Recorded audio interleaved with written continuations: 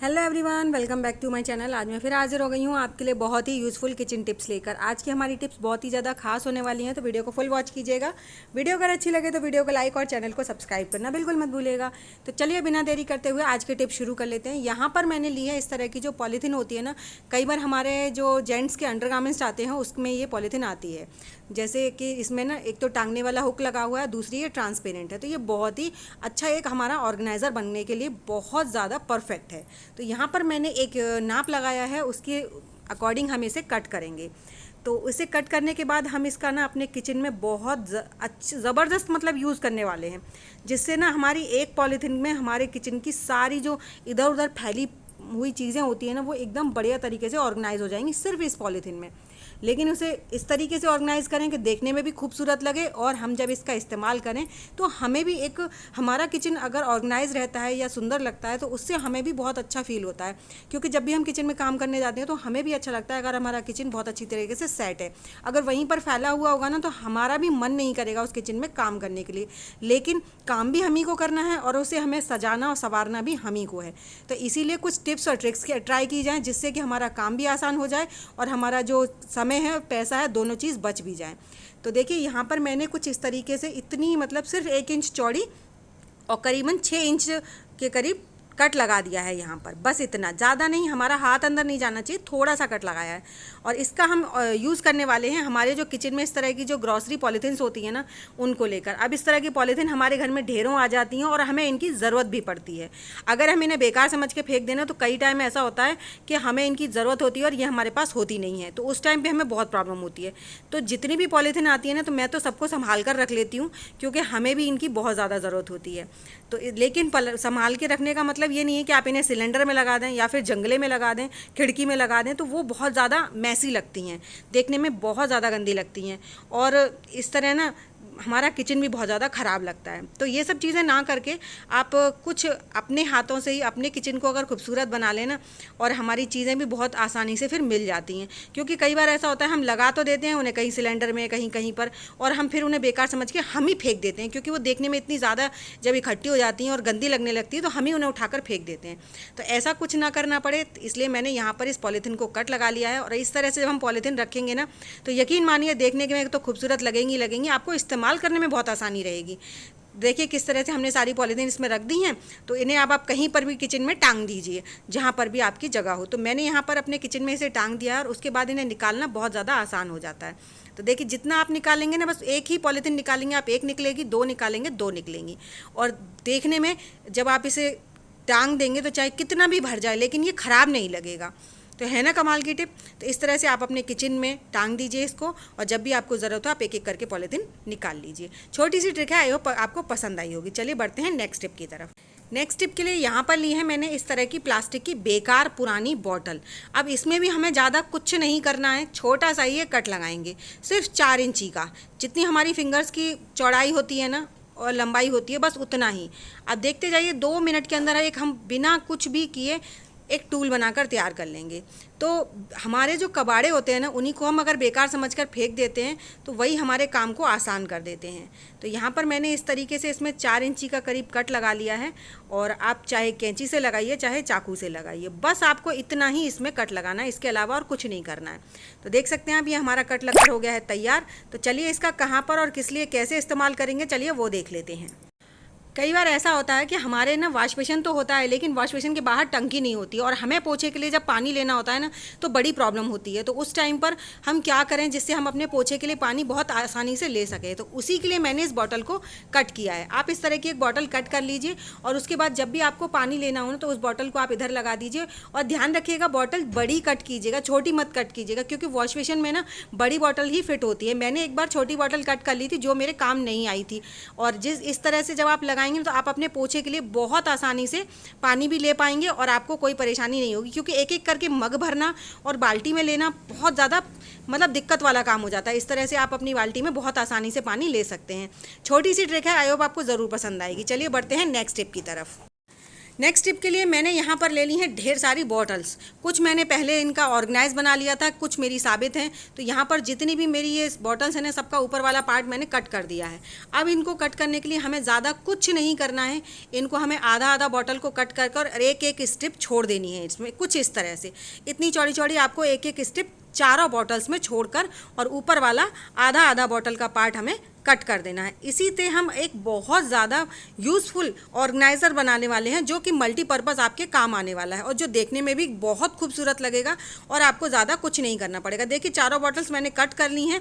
अब यहाँ पर हम ले लेंगे ट्रांसपेरेंट जो टेप होती है वो, या फिर कलर टेप। अगर आप इसे कलर टेप से डेकोरेट करना चाहते हैं बिल्कुल कर सकते हैं, लेकिन मैंने यहाँ पर ट्रांसपेरेंट टेप लगाई है, क्योंकि जब भी हम इसमें हाथ डालें तो हमारे हाथ ना कटें, इसलिए टेप लगाना बहुत ज़्यादा ज़रूरी है।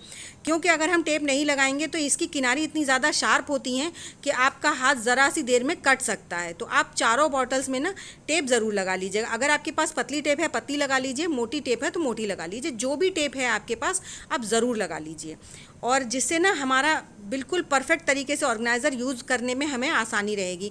फिर चाहे बच्चे करें, बड़े करें या बुज़ुर्ग करें, कोई भी दिक्कत नहीं होगी। तो इस तरह से हमने सारी जो बॉटल्स हैं उनमें सब में टेप लगा ली है। और उसके बाद हम इसको अब ले लेंगे एक हैंगर, और उसमें हैंगर की मदद से हम इन चारों बॉटल्स को सेट कर लेंगे। और हैंगर में हमें ना इनको बांधने के लिए आप चाहे तो किसी ग्लू गन से वगैरह से चिपका सकते हैं, लेकिन सबसे ईजी ट्रिक बता रही हूँ मैं आपको, जो हर घर में अवेलेबल होती है। यहाँ पर ले लीजिए आप स्टेपलर, और स्टेपलर की मदद से ना आप इनमें खूब 4-5 जगह पंच लगा दीजिए, जिससे कि एकदम मजबूती से ये एकदम बढ़िया तरीके से टंगे रहें। आपको सब कुछ सेम साइज़ में रखना है, आगे पीछे करके नहीं लगाना है। सब चारों जो हो ना उनको एकदम सेम साइज़ में करके आप इनमें इस तरीके से स्टेपलर में पंच लगा दीजिए स्टेपलर की मदद से। तो देखिए हमने ये चारों जो थी ना अपनी बढ़िया तरीके से पंच लगाकर आपस में अटैच कर दिए। अब ये जो अलग अलग भाग रही हैं ना, इनको भी एक पास हमें सेट करना है। तो एक पास सेट करने के लिए आप चाहे तो ऊपर की साइड इनमें पंच लगा सकते हैं, लेकिन मैं यहाँ ग्लू की मदद से इनको चिपका रही हूँ ताकि और ज़्यादा बढ़िया तरीके से मजबूत हो जाएंगे। तो कुछ हमें इस तरीके से इन सबको चिपका देना है। और इनको चिपकाने के बाद अगर आपके पास कोई भी पुरानी बेकार लेस पड़ी हुई है तो आप वो भी लगा सकते हैं, जिससे ये और ज़्यादा खूबसूरत लगेगा। तो मेरे पास इस तरह एक ये लेस पड़ी हुई है, उसका मैं इस्तेमाल करने वाली हूँ।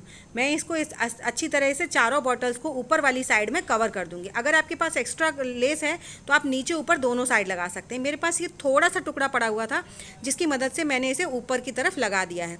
इससे ये थोड़ा देखने में भी सुंदर लगेगा और जहाँ भी हम इसे लगाएंगे इसका लुक जो है और ज़्यादा अट्रैक्टिव लगेगा। तो देखिए मैंने इस तरीके से इस लेस को बढ़िया तरीके से इस पर सेट कर दिया है।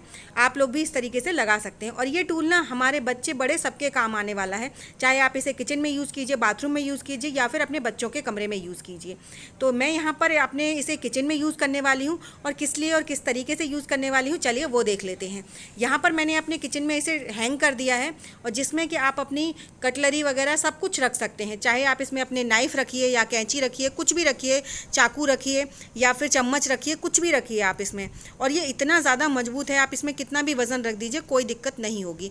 तो ये छोटी सी ट्रिक थी, बहुत ज़्यादा काम आने वाली। जैसे कि हम लोगों के घर में इस तरह की प्लास्टिक की बॉटल्स ना पड़ी पड़ी फेंकी जाती हैं, और अगर हम इनका अपने हाथों से कुछ यूज़ कर लें तो क्यों ना इसका हम अपने लिए कुछ ऑर्गेनाइज़र बना लें जो देखने में भी अच्छा लगे और हमारे जो स्पेस है उसको भी कवर कर सके। तो छोटी सी ट्रिक थी, आई होप आपको पसंद आई होगी। चलिए बढ़ते हैं नेक्स्ट टिप की तरफ।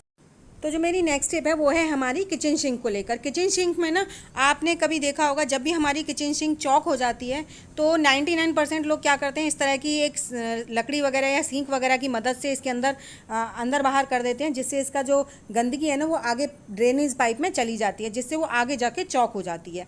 तो ये प्रॉब्लम आगे आपकी चौक ना हो तो उसके लिए आपको क्या करना है, इस तरह सिंक डालने से पहले आप इसमें सिंक न डालकर आप क्या कीजिए, कोई भी कैंची ले लीजिए, कोई भी नुकीली चीज़ ले लीजिए, जिसकी मदद से इसके अंदर जाली के अंदर जो भी गंदगी फंसी हुई है पहले उसको निकालिए। उसको निकालने के बाद अगर आप इसमें पानी चलाएंगे ना तो आप देखेंगे आपका जो ड्रेनेज पाइप है वो कभी भी चौक नहीं होगा, और बहुत आसानी से आप अपनी कैंची की मदद से इसकी सारी जो गंदगी है वो निकाल सकते हैं। कोई भी नुकीली चीज़ ले लीजिए, या फिर आपके पास कोई भी प्लक्कर वगैरह है तो आप वो ले सकते हैं। तो देख सकते हैं आप, मैं बस कैंची की मदद से ही अपनी से इतना सारा कचरा निकाल चुकी हूँ। अब इसके बाद हमारा इसमें कोई भी कचरा नहीं है। अब इस कचरे को उठाकर आप डस्टबिन में फेंक दीजिए।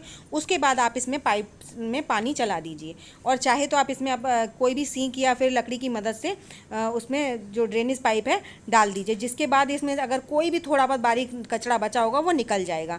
लेकिन मोटा मोटा कचरा आप कोशिश कीजिए पहले निकाल दीजिए, ताकि आगे ये दिक्कत आपको फेस ना करनी पड़े। आई होप छोटी सी ट्रिक थी, आपको ज़रूर पसंद आई होगी। चलिए बढ़ते हैं नेक्स्ट टिप की तरफ। तो नेक्स्ट टिप है मेरी इस तरह चावल को लेकर, जब भी हम फ्रिज में चावल रख देते हैं ना, तो उनको गर्म करने के लिए हमें कढ़ाई वगैरह लेनी पड़ती है। तो कई बार ऐसा होता है कि हर घर में माइक्रोवेव नहीं होता है और हमें चावल गर्म करने हैं, लेकिन उसमें हमें घी नहीं लगाना है। तो आप क्या कीजिए, जब भी आपको चावल वगैरह गर्म करने हो ना, तो आप छोटा सा एक काम कर सकते हैं जिससे आपको कोई परेशानी नहीं होगी। आपको कढ़ाई वगैरह भी, गैस वगैरह नहीं ऑन करनी पड़ेगी। आप ले लीजिए कैसरोल, और कैसरोल में इन चावल को रख दीजिए। चावल को रखने के बाद एक खूब गर्म पानी लीजिए, मतलब इतना गर्म पानी लीजिए एकदम खौलता हुआ। तो एकदम खौलता हुआ गर्म पानी लेकर आप अपने कैसरोल में डाल दीजिए। इतना पानी डाल दीजिए जितना कि चावल मतलब हमारे जो है कटोरे से नीचे रहें, जो कटोरा है उससे पानी जो है नीचे रहना चाहिए। इतना पानी आप इसमें डालकर और आप इसे ढक्कन को लगाकर 5 मिनट के लिए छोड़ दीजिए। 5 मिनट बाद आप देखेंगे आपके चावल बिल्कुल बढ़िया तरीके से गर्म हो गए हैं, जैसे कि माइक्रोवेव में हो जाते हैं। और आपको कढ़ाई भी नहीं लेनी पड़ेगी और गैस भी नहीं ऑन करनी पड़ेगी, आपके चावल भी गर्म हो जाएंगे। आई होप छोटी सी टिप थी, आपको ज़रूर पसंद आई होगी। अगर टिप पसंद आई हो तो प्लीज़ लाइक शेयर सब्सक्राइब ज़रूर कीजिएगा। साथ ही साथ मुझे कमेंट कर ज़रूर बताइएगा कि आपको मेरी सबसे ज़्यादा कौन सी टिप पसंद आई है। साथ ही साथ ये भी बताइएगा कि आप मेरी वीडियो किस गाँव या किस शहर से देख रहे हैं, ताकि मैं आपको थैंक्स कर सकूँ। तो चलिए ऐसी अमेजिंग टिप्स और ट्रिक्स के साथ मैं मिलूंगी आपको अपनी नेक्स्ट वीडियो में। तब तक के लिए बाय बाय।